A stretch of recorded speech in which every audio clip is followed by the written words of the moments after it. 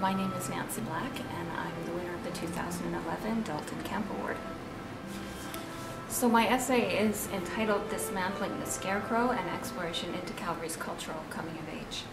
And it explores both the city where it's at right now in terms of a bit of an ideological crossroads, I believe, and it looks at that from the point of view of the cosmopolitan.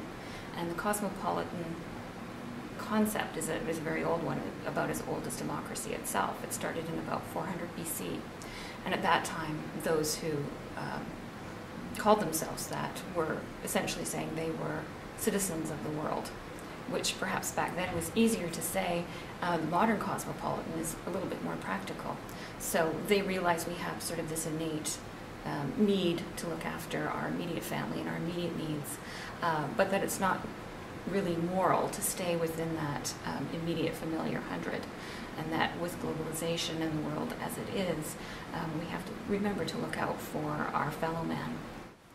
So I wrote this paper as a project to kind of explain Calgary to the rest of the country, thinking that maybe people would wonder about our positions on certain things and why we are the way we are. But as it turns out, the people it's resonated with the most are Calgarians. And I think that reflects that everybody is in kind of a reflective mode and a curious mode about where we go next as a city.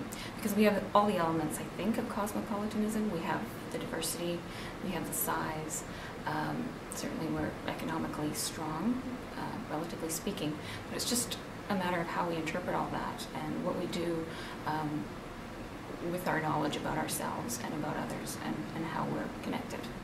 And I think the judges mentioned to me, or the selection panel members last night mentioned to me that what jumped out at them was that it was a very personal essay. It wasn't just facts and figures, it was somebody's true experience, which I think storytelling maybe does have sort of an appeal. It's been a really amazing month and a couple of weeks since I heard from the friends that had been chosen for the award. And I think if you were to ask anybody who knows me, they would say you couldn't design a more perfect distinction than this one in so many ways. I grew up listening to public broadcasting. The CBC was always in the background. I guess I'm not a young person. I know that this award sort of appeals to a younger audience, but what I can say is that it's really inspired me, particularly the memory of Dalton Camp, and the fact that I can get nostalgic about those days and get fired up that there really is another way, and we've done it well, and we used to be a pretty sexy and fabulous and forward-thinking country. And I really think we have the potential to be that way again.